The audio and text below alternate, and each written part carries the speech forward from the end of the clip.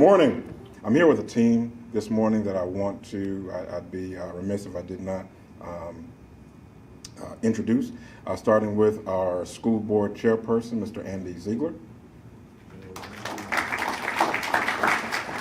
Board member, Mr. John Craig.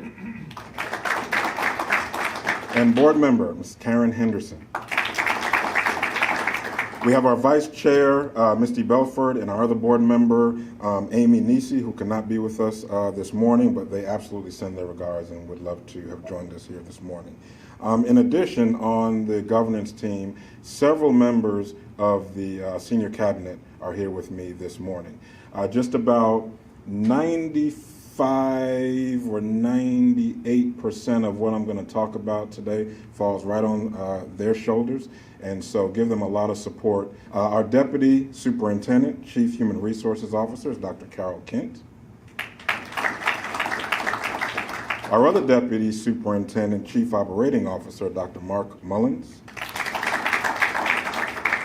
Our Assistant Superintendent of Secondary Leading and Learning, Dr. Laura Reinhardt.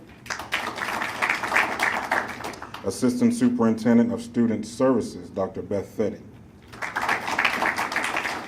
Chief Financial Officer, Mrs. Penny Zerker.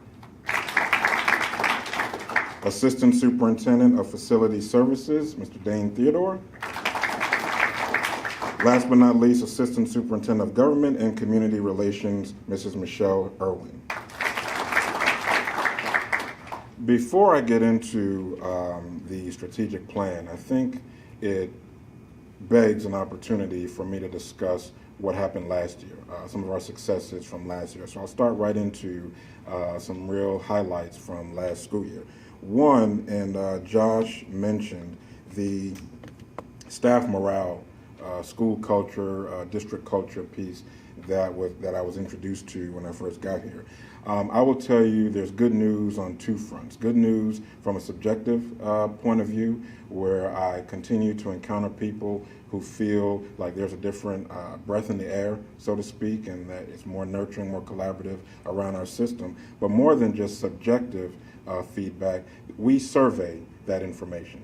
And so twice now we've given what's called an EDI Insight Survey, particularly to the teachers who are in our classrooms, to ask them about the culture that exists in their schools and around the district. And in 2015, we had 81% of our approximately 4,400 teachers to complete that survey, and they gave our instructional cultures a score of a 7.7, which is above average for the nation.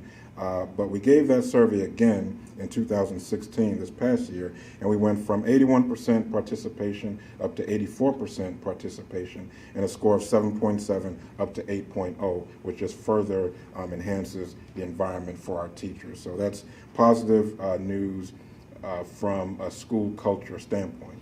From a student achievement standpoint, and I believe the two of them go hand in hand. Our kids are not going to outperform the way our adults feel in our schools. So last year, 2015-16, was our inaugural year of our new state accountability system and second year of the new state assessment.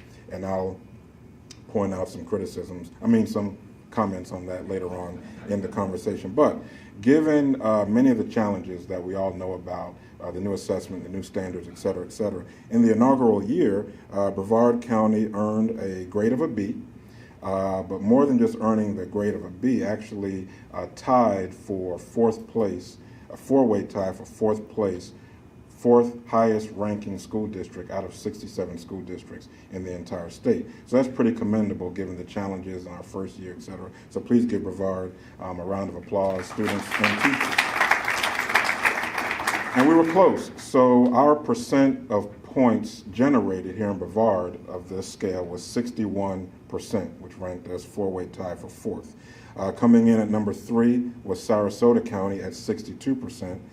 Number 2, Okaloosa County at 63%, and the highest ranking school district in the state of Florida was St. John's School District, just to our north, with 68% of the points earned. So things went well. Some challenges, equalizers, and apprehensions around that information. Challenges that we will continue to face as a community and certainly as a school system. First and foremost, the economic condition of our families, creating more and more students who are living in the at-risk category. First and foremost challenge we're going to face. Colleges of education, we face a reduction of people entering the profession, and we face disconnect between what is taught in colleges of education and what is needed in our classrooms and our schools, a challenge. We continue to face new standards, new assessments, and what I'll call an ever-changing, equity-lacking state accountability system continue to be challenges for us in our community and in our schools. Now, equalizers, right? For me, there's one equalizer against all of those challenges. First and foremost, there's leadership. There is community leadership, there's district level leadership, there's leadership in classrooms, but leadership at all levels will be our greatest asset against those challenges. Making sure that we have a very collaborative and nurturing not only school culture, but school community focused on student outcomes by way of relationships and collaboration. We need to do some things in-house. When I say in-house, I'm talking about us as educational administrators. Make sure we have assessments that inform and allow revision to teaching to happen, and ensure that we have teacher evaluations that are preceded by relationships and provide authentic feedback that teachers can use to get better. I mentioned some of my criticisms, and my criticisms really lead me to my greatest apprehension in communicating my thoughts. First, I want to ensure that my push to reduce student assessments is not misconstrued as zero appreciation for student assessment. Nothing could be further from the truth. We absolutely need to know what kind of progress is happening from our students, but we need to be in a position where we can actually test less but know more and be able to revise, rework education for our children. I've been pretty critical of our teacher evaluation system. It's important that you know, this community, that my critique of the evaluation system does not equal tolerance for poor or ineffective instruction. Also, nothing could be further from the truth. I just feel that our current evaluation system and way that we do it has created a lot of headbanging among teachers and administrators, and we cannot fight our teachers and build their efficacy at the same time. One will win and one will suffer. Lastly, I've been very critical of our state accountability system, and I do not want that to be misconstrued as my tolerance for poor performance. I'm a Gator. I want to win and win big and win often, right? And because I'm a Gator, I haven't won many football games lately, so we will win as a district with our student achievement. So we're number 4 right now, and wake up every day looking at who's number 1, number 2, and number 3, and we will work to be number 1. And so my position there is we will be better positioned as a community to continue critiquing and begging for change at the state level when we are, not if, but when we are number 1.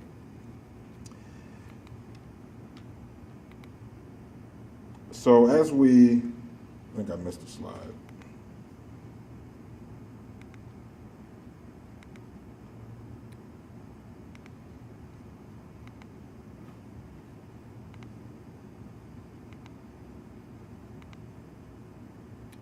Okay, so just over a year ago, it was mentioned, started in the district, put forth an entry plan, submitted it to board members, received great critique, great observation, great support on that, finalized it with those edits, and then started working towards it. Some high-level goals of that was to create a relationship with Brevard, to seek to know you before ever trying to change you, to build and leverage relationships in order to do the hard work, which is getting better.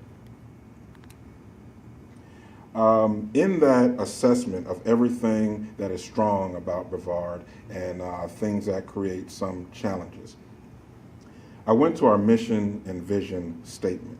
And I will tell you, I have read many, many mission vision statements over the years. I've written many, many vision and mission statements over the years. When I read this mission statement, I have never, to be honest with you, read so much in so few words than our mission statement that pre-existed me: to serve every student with excellence as the standard, right? That's pretty powerful because it doesn't say some students, it doesn't say most students, it says every student, right? It doesn't say excellence as a hope or excellence as a wish or excellence that we celebrate when we find it. It says excellence as a standard. And so we do not fulfill this mission statement until we have excellent resources, strategies for every children from MIMS to Palm Bay, all right, throughout our entire system. We don't fulfill this while we have strong instructional practices going on in one classroom, but not the classroom 2 doors down from that classroom. So it's about every student. Excellence is our standard. Some of the challenges that Brevard faces, quite similar to what other districts in the state and around the country have faced. And a year ago, I was entering my 20th year of education, and all in Florida. So many of these challenges were not unique or new to me. However, coming out of a depressed economy, we had definite fiscal challenges in being able to pay, compensate, and provide health care benefits for our employees and maintain the buildings that they work in, and being able to do those things. Our new state standards have been very, very difficult to tackle. The new testing and accountability system, for the last 3 or 5 years, it's been the anticipation of the new system and the new assessment, while still being held accountable to the old system and old assessment. Our teachers and educators, counselors, principals, they've had a very, very difficult dance, I will say, over the last 3 to 5 years leading up to current time. And I mentioned earlier an increase in cultural, but more so economic diversity of our student population. All of these contribute to, or help to contribute to what we faced last year in downed employee morale. And so, spent time reviewing current strategies, spent time out with people, wanted to have a summary of the findings, wanted to identify strengths and gaps, and also deliver on a promise I made to the community and to the board on having a strategic plan that would leverage our strengths while seeking to reduce or eliminate our challenges. And so, as was mentioned earlier, spent a lot of time with the external community members, partners and beneficiaries to this school system. It's really important that I did that, in addition to spending time with internal staff members to determine close to 80 big ticket items that people felt were priorities. Spent time, a lot of time with school and district staff to determine that one major priority was the need to bring together all of the many, many hardworking and dedicated people across the system in a more systemic, collaborative way, and make sure lines of communication were open at all the appropriate times. So this slide just leaves that one big finding, that we have to create that network of hardworking people and make sure they're communicating and collaborating. Spending time with the board and the senior cabinet members. Another big idea, big finding, that I mentioned leadership earlier. We have a leadership team.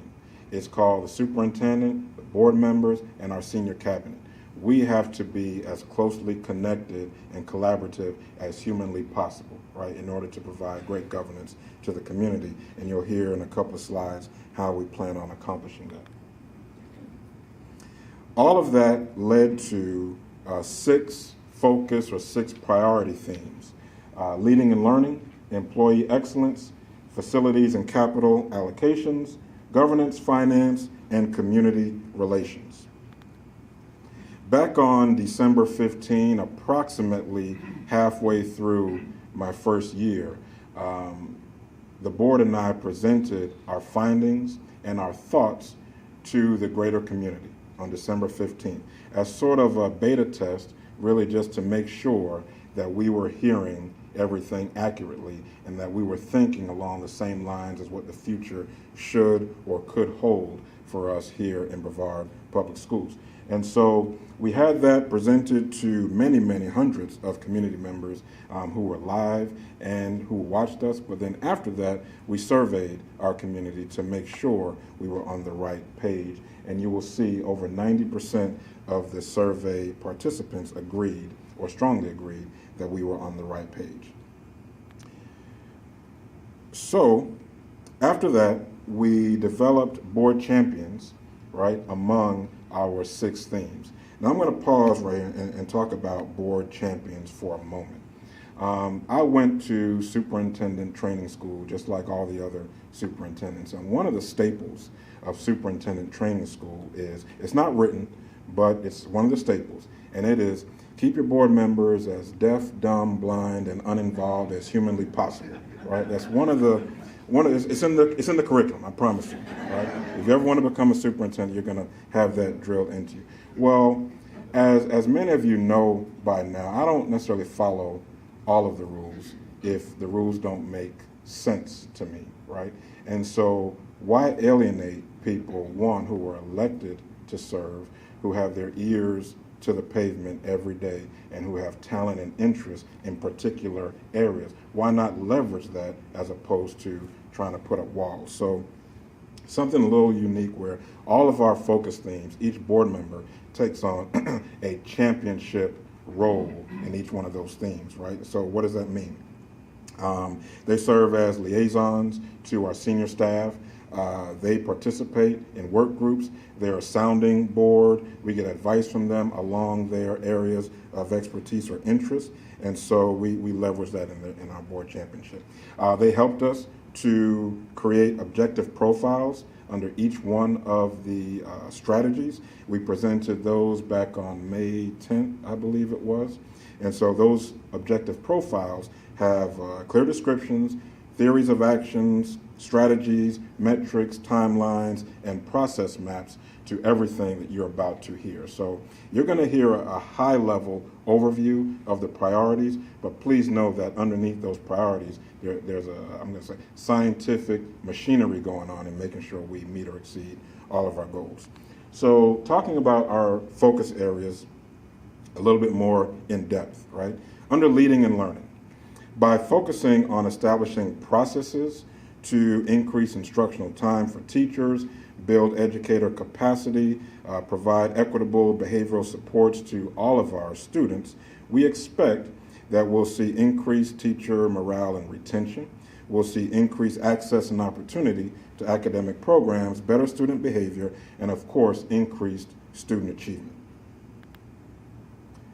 Under our priority area of employee excellence, we believe that focusing on establishing processes to ensure highly effective leaders in every building, providing growth opportunities for all of our staff, ensuring that our salary and benefits are competitive, and then differentiating our resources out to schools, we hope to expect a very energized learning culture throughout the entire system. Facilities and capital allocations. By focusing on and establishing processes to engage the community in collaborative conversation on capital needs and capital allocation, while effectively and transparently communicating the way we spend our resources, we expect increased public trust and confidence in our capital program and the sustainability of funding for our capital program.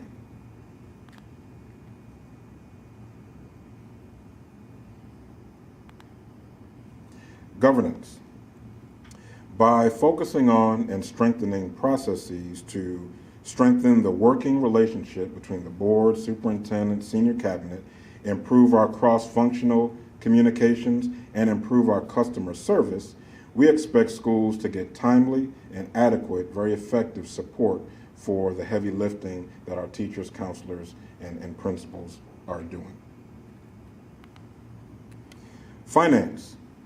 By focusing on and establishing processes to find where every dollar enters this system, the effectiveness of every dollar, examine all of our former budget cuts that we had to do during the lean years, and seek out additional cost-saving measures while infusing maximum transparency, we expect increased financial efficiency and increased public confidence in the way we are spending the resources you provide for us. Under government and community relations, by focusing on and establishing processes to grow government-community partnerships, having a uniformed response to system concerns, and proactively communicating all of our successes, we expect to have a more or stronger community alliance, community members, community leaders who can probably articulate and talk about our successes and our challenges even better than we can. Okay, so we want to make sure that that happens. So that's a lot. All of that represents the ideal situation, right? But many of you as business leaders in your own right understand that without specific work strategies and plans, ideal just remains a dream and it'll never get accomplished. So just want you to make sure that you understand that after we created those very specific objective profiles, all of the plans have project plans now. They've been finalized. Timelines for execution began in June 2016, approximately a month after we finalized with the board, and most of the objectives are due to expire by June of 2017. Well, we've established lots of routines in our system, primarily the senior staff, senior cabinet, myself, and the board, to make sure that we have regular checkpoints on how we are doing. Make sure that we're monitoring our performance, we're able to diagnose and address our problems on a very regular, very timely basis. We've instituted for our culture something called a stock take, where I believe it's quarterly, we will meet, and I'll have all of the collaborative divisions sitting around the table at the same time, examining their different roles and responsibilities in our strategic priorities. We'll make sure that we're evaluating how we're delivering. That'll be a way for them to update me on progress, a way for me to update the board on progress or lack thereof. Continue to make decisions that continue to move our needle towards delivering on our assurances.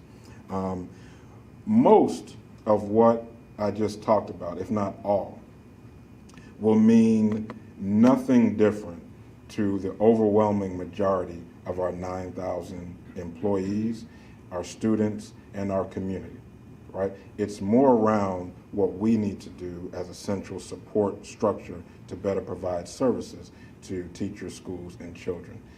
Through my analysis, and many of you have heard me talk about policy, process, people, in terms of the three lenses I looked through all last year to determine where the strengths and gaps were. When I examine policy, I see some gaps. When I examine processes, I see some gaps. But when I walk schools and departments, and when I listen to the feedback from our beneficiaries, I hear and I see we have some of the best people out there working in our 9,000 employee base, known to mankind. So the people have really been the strength, and so the goal is for us to have just better support systems for our people. So most of that means nothing different, just an increased level of support. Except for one particular group, our principals, right?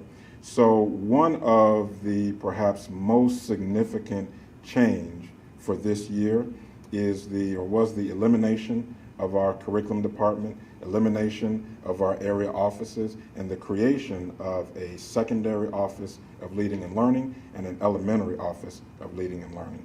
To do a couple of things. One primary piece, right, is to make sure, I mentioned this earlier, to serve every student with excellence as a standard. If there's a reading strategy in third grade way up in MIMS that's really, really effective, and if it's not being implemented down in Melbourne or Palm Bay, then that's a crime. If we know that a certain resource or practice works, then it should work for all of our children, at least have all of our children with an opportunity to have that. So really breaking down the differences, the geographic differences is one benefit to this structure. The other benefit is allowing our principals and our leading and learning staff, those are curriculum leaders at the district level, to collaborate on a very regular basis in very, very small groups around a handful, not a long list, but a handful of problems of practice, right? And I'll talk about what those primary problems are, big levers that will move our academics forward. Two things. First and foremost, I mentioned earlier, our greatest challenge is the increase of students who are living in poverty or living under poverty-stricken environments. Greatest challenge. And those kids, their only crime against humanity is being in need. Okay, that's the only thing they've done wrong. So our greatest resource then is to focus, a rejuvenated focus, on the social emotional learnings and support systems for kids, and I'll talk about that later. Making sure that we have an equitable and consistent discipline plan across the system. I'll talk about that in a few minutes as well. But the primary levers for academic achievement, right? When you talk to your high school teachers or your high school administrators, if you ask them, what is the optimal student condition? What is the optimal ninth grader? Well, I'll tell you, a ninth grader who is, one, still motivated, in his or her age-appropriate grade, is an excellent reader and efficient at algebra, that kid is going places, hands down. And the next 4 years end up being just reassurance of what came in, right? So to get there, we're starting at our earliest ages, okay? To study our own best practices around early literacy at the earliest ages, and to make sure that we have practices and resources in place that will guarantee our children leave second grade with a love of literacy and an excellence in literacy. That's our elementary primary academic focus. Our secondary primary focus will be at the middle school level, one, and that is making sure before kids leave 8th grade, they've been exposed to and very proficient in algebra. And then at the high school level, focusing on two things, the high school graduation rate, and my favorite focus of all, college and career readiness. Because a student who is college and career ready means, quite honestly, they're going to leave home and never come back, right? And as the father of two boys myself, I love them dearly, but I have big plans for their rooms, so I need them to go, right? And I don't need them to come back and ask for anything. But I joke about it, but there are practices and resources, and we have pockets of excellence that better guarantee not only a graduate, but a college career ready graduate than in other situations, and we want to scale up those best practices. Principals will be able to walk each other's classes and schools, form peer critique for each other, and so that's one kind of major change in the restructuring. I mentioned this earlier, and it's worth its own separate highlight, right? Poverty is on the rise. Parental apathy is on the rise. The non-traditional home environment has become the traditional home environment. Our kids, our students, are wrestling with a whole host of social and emotional issues prior to us opening up a chemistry book. For us to ignore that and not pay that maximum attention, we will not be number one. The gap right now between overwhelmingly, most of our children achieving and the students who aren't achieving, those issues are not academic issues. They're largely social, emotional, cultural, environment, economical issues. If you have a chance to walk our classrooms in our schools like I do, our teachers are teaching their derrieres off. They are. But they're challenged with the student not always being ready to receive what is being given. Okay, and so we have to spend a lot of attention on that. And kids act up. Adults act up. You know, not only Mr. Ziegler, but other adults act up. That's going to cost me. So, we know it's going to happen. So to not have a firm, fair, consistent discipline plan across our 75 miles would be inappropriate. So that's a priority as well. It would be equally inappropriate to create that system in a vacuum somewhere, right? Without the teacher voice, without the counselor voice, without the parent voice, the community leader voice, without the voice of law enforcement. So we need all of those voices, and it's going to take us some time to get there. We expect to have that plan created this year. And all of that will equal increased student achievement.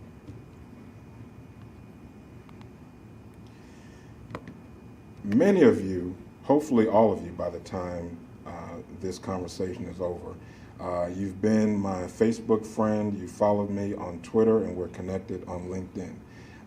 You know what my wife has known for many years, and that is, yes, my name is Desmond, I'm an addict to social media. So you know that about me, and my primary hashtag last year was people, process, performance. And it means something to me, right? For me, it means that in the profession that I love dearly, we've made some mistakes.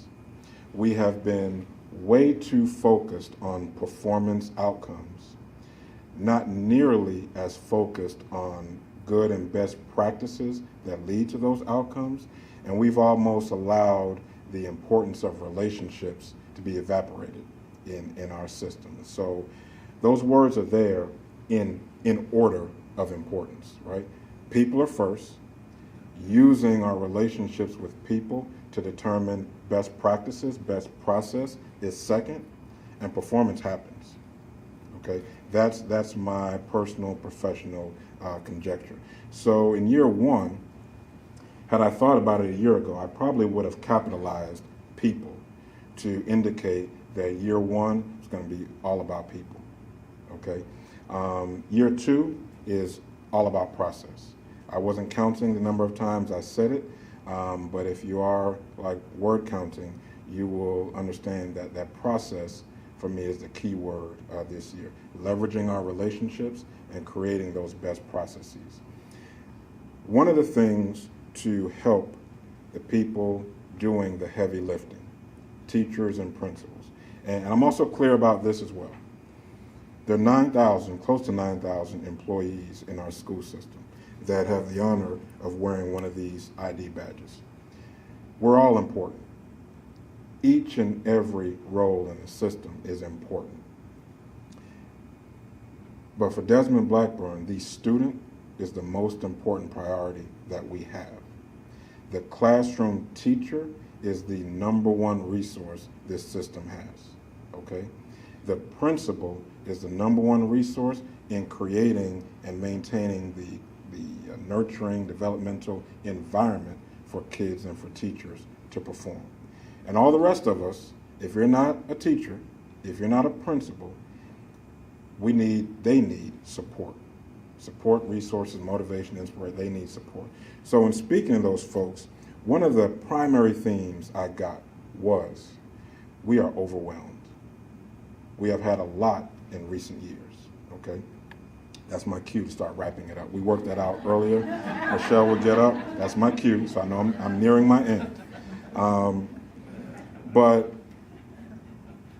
they had a request, and it's a request that resonates with me. No new initiatives this year. Give us a chance to really dive in to those new standards that we've been wrestling with over the last 3 to 5 years, get accustomed and learn how to breathe under our evaluation system that we've had, our lesson planning, UBD, and some other initiatives that we've had as educators. We want time to get really, really good on that which is already on our plates. That resonated with me because it's another criticism I have of education, public education. That is, sometimes we do too much too fast. Really good intentions, but too much too fast. So people, process, capitalize, performance. And that's my story. I'm sticking with it. Michelle tells me it's time for Q&A. Thank you.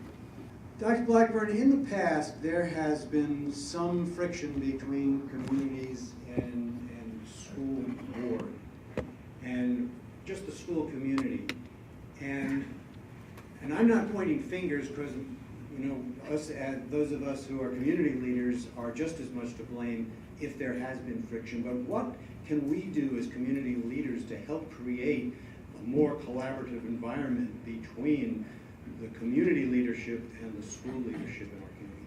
I appreciate the question, Mayor. One, you're doing it because you're here, you're involved, and you're engaged. And I look around at many of the community leaders in this room. You're always here, you're always engaged. So that's one.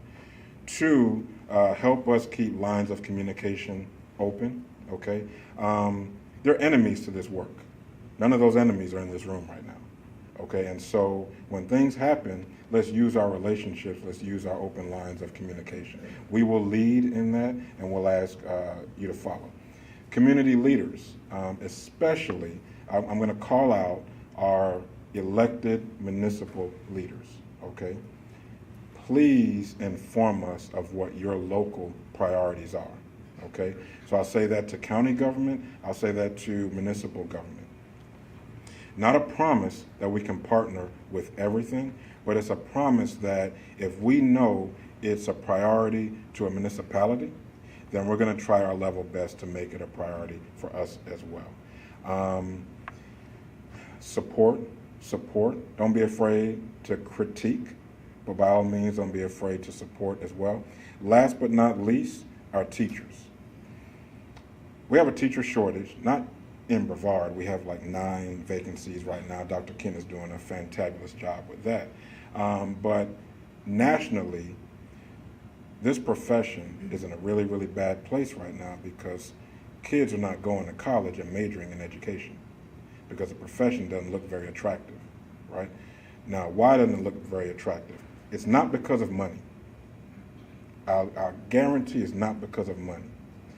I made that decision 24 plus years ago, walking across that campus when I walked past College of Business, College of Accounting, law school, med school, engineering school, and went over to the College of Education. I made my financial decision then, just like many of my other colleagues. What teachers never anticipated was not to be held in high regard, okay? So never anticipated that, and no other way to say it, it stinks. So what the community can help us do is treat our teachers like the gems that they are.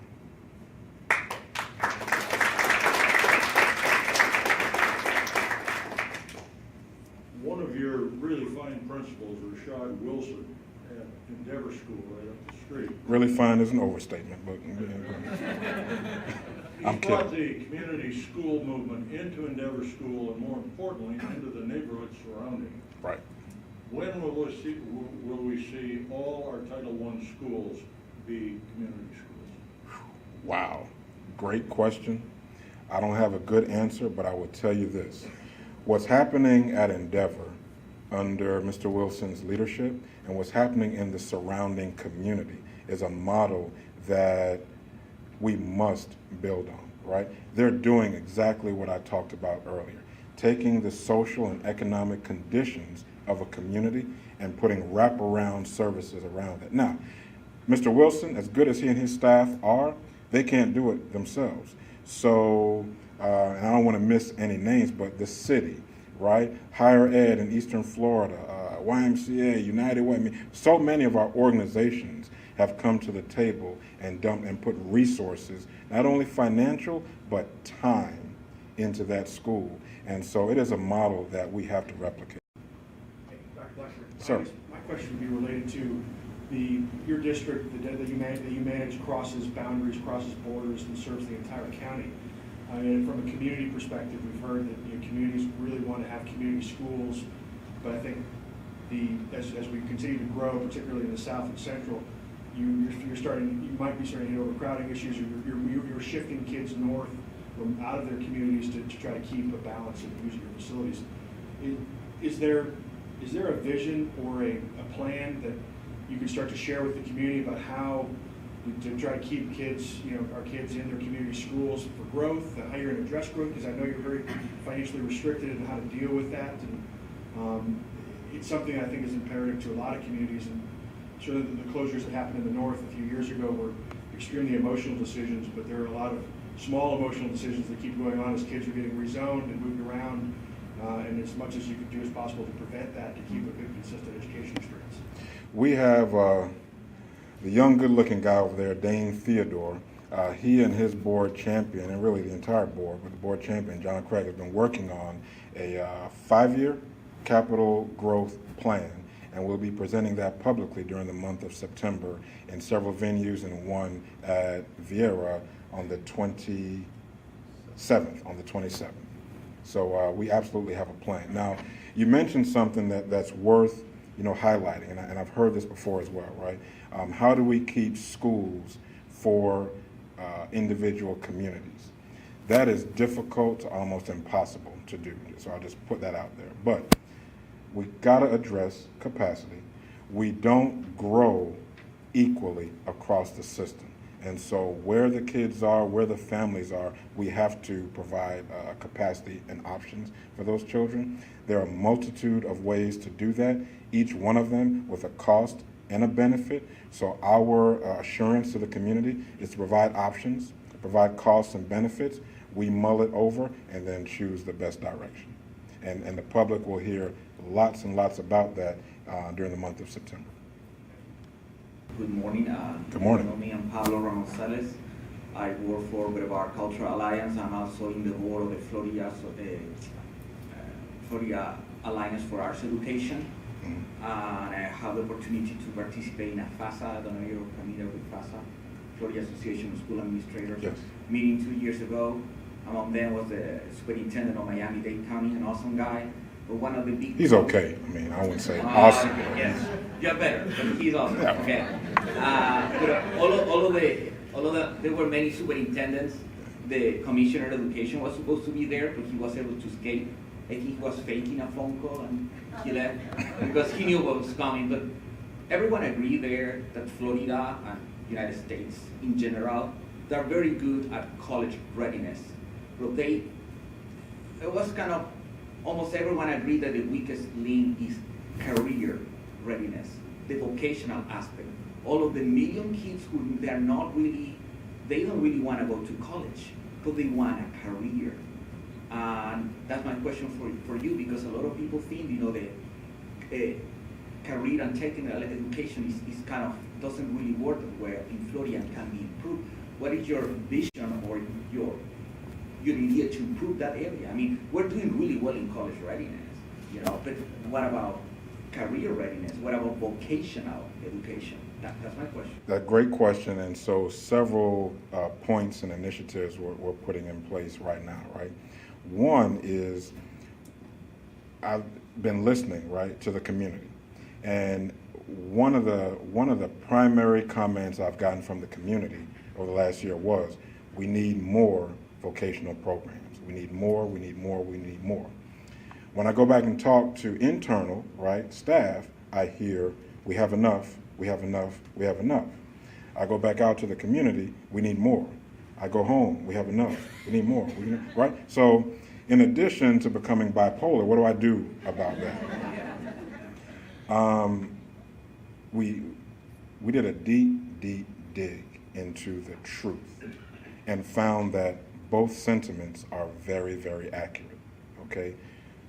We have a full complement, a very robust vocational education program in our secondary schools, right? So why do we feel we need more? We don't have all of the right vocational programs in our schools, okay? And part of that is some of the impact of our accountability system in behaviors that we incentivize, right? So years ago, something called Senate Bill 1908 impacted the way high schools are graded. And I'm not pointing any fingers. As a district administrator, I'm as guilty here as anyone else, right? But it became, what do we do around increasing our school grade, our district grade, versus what do we do that's in the best interest of the student? So when the bill incentivized bringing vocational ed programs into schools, right, follow the logic. What are the programs that are easiest to complete so that we get credit? Because the credit was for the kid taking the program, but a lot of emphasis on successful completion of the program. So we skyrocketed, just not in Brevard, but skyrocketed infusing programs that are easier to achieve excellence or achieve the credential. Not necessarily following economic hiring trends in the community and feeding the workforce via our programs. So both sentiments are true. We have a lot. We don't have the right one, so that's one. Two, we have a lot. So consider the list maybe 100 programs long. When asked another question, how many of those industry credentials are required or mandated in the workforce? Very few. So the class that the student takes and the credential that the student has doesn't necessarily present leverage in hiring, okay? So we have to close that gap.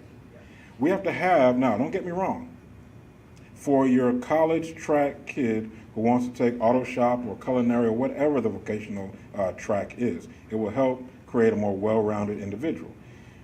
But we have to have the honest, if you're taking this class in an attempt to put food on your table 5 or 6 years from now and get out of dad's house, I mean, if that's why you're taking this class and we don't think it's going to lead to that, we have to have that honest conversation. So we have to attack it on multiple levels, and we're getting there. And so how many of you, by a show of hands, are in positions of hiring or firing in your organization, right? Many of you here. We spend a lot of time in academia teaching courses, making GPAs, taking test scores, giving credentials, and then we talk to people who hire.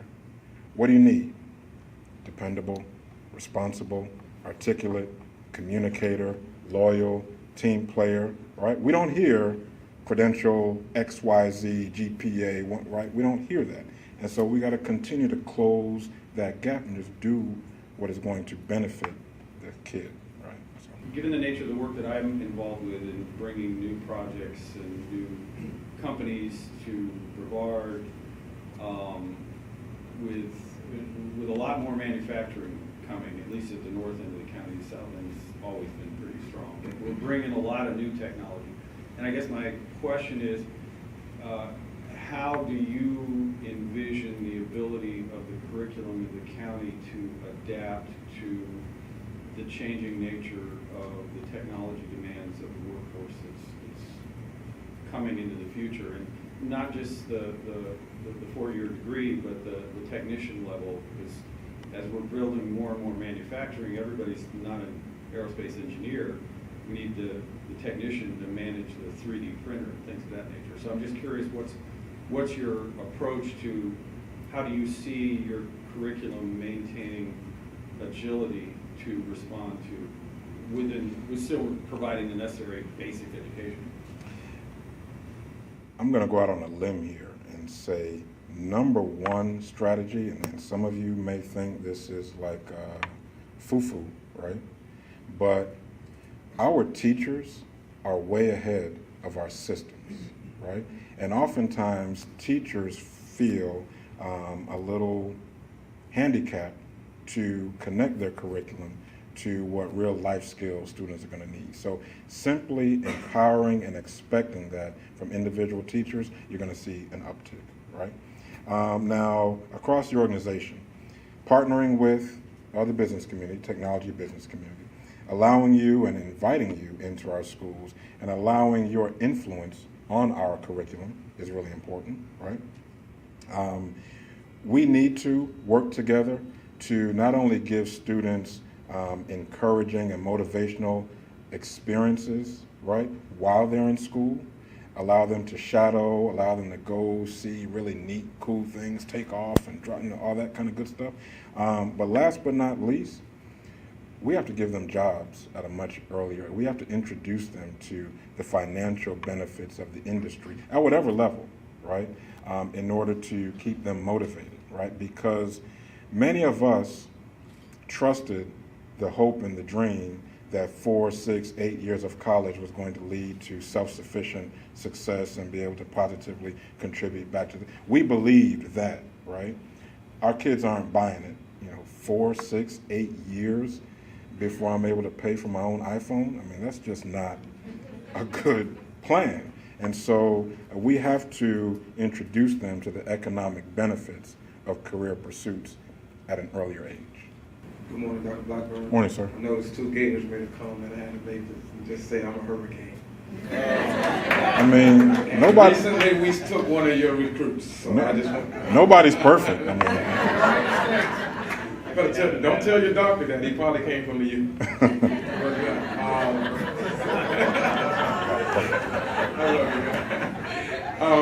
My name is Trevor Howard, and I'm with Brevard Neighborhood Development Coalition. And it's a 2-part question. One geared to what we were just talking about, vocational. We realize that there's things that we need to do during the course of the school year, but even more so during the summer. We serve at-risk youth in low-income housing areas, and one thing that I consistently see, and not just in that area, and also other social class areas, that teens are not busy during the summer.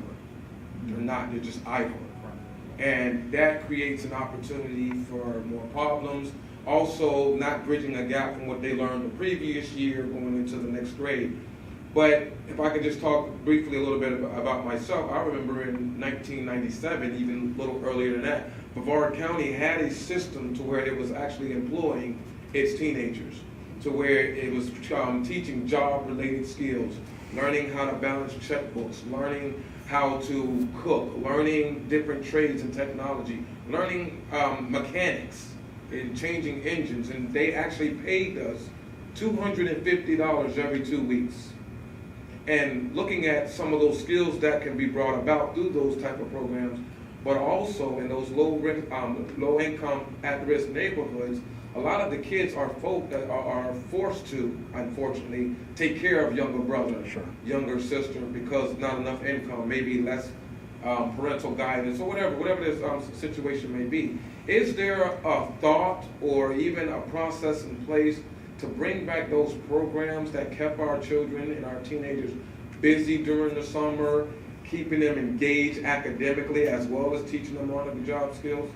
I think I was actually up in your neck of the woods, Mayor Tully, with the Titusville Chamber, where I mentioned things like we need businesses to give more jobs to our graduates.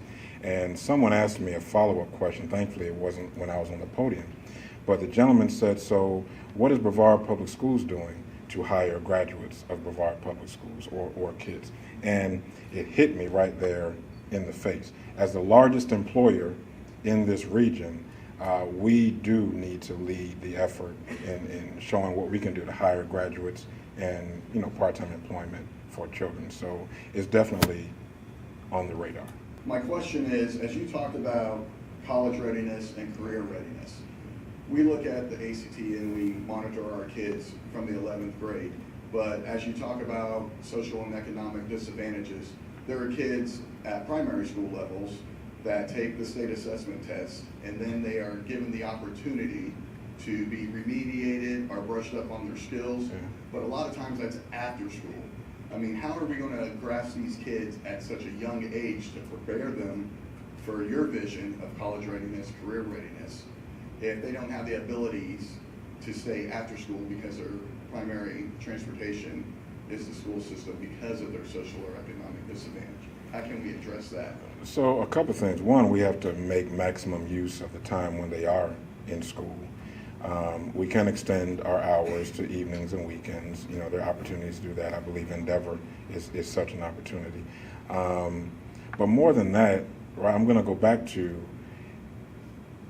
and it sounds kind of like an oxymoron, but the academic challenges aren't academic in nature. They're more class related, right? Middle class children have more opportunity at well-rounded life. They have more opportunities to know the difference between a table that we eat on, tabling a topic, the toll that I pay, the toll my work is taking on me. I mean, they have a much varied exposure to the world. So we actually do kids in poverty a disservice when we double down on their academic time and eliminate their well-rounded time, right? Arts, music, just culture. We like do them a great disservice. We were just talking about opportunities, and I just wanted to kind of challenge some of the elected officials in the room. The city of Cocoa, and I know the city of Palm Bay does it as well, but we, this past year, did a Cocoa Works program where we took students from Cocoa High and employed them at the city, and it was for the summer. And it was amazing. It really was amazing. We had 20 students from Cocoa High that really got involved and saw what government work was like. And I thought it was rewarding not only for the students, but it was rewarding for us as a city as well. And I would really challenge the community leaders to do that as well, because I think it's important. That's great. Thank you. Thank you. Not only that, but Councilman Blake gave me a free bottle of water last time we were together. So thank you, Coco. Any other questions? Thoughts? Last year was listening and learning. I want to assure this community that we were still listening, okay? We're a little bit more focused. We have our priorities now based on the listening, but we will not stop listening. I assure you of that.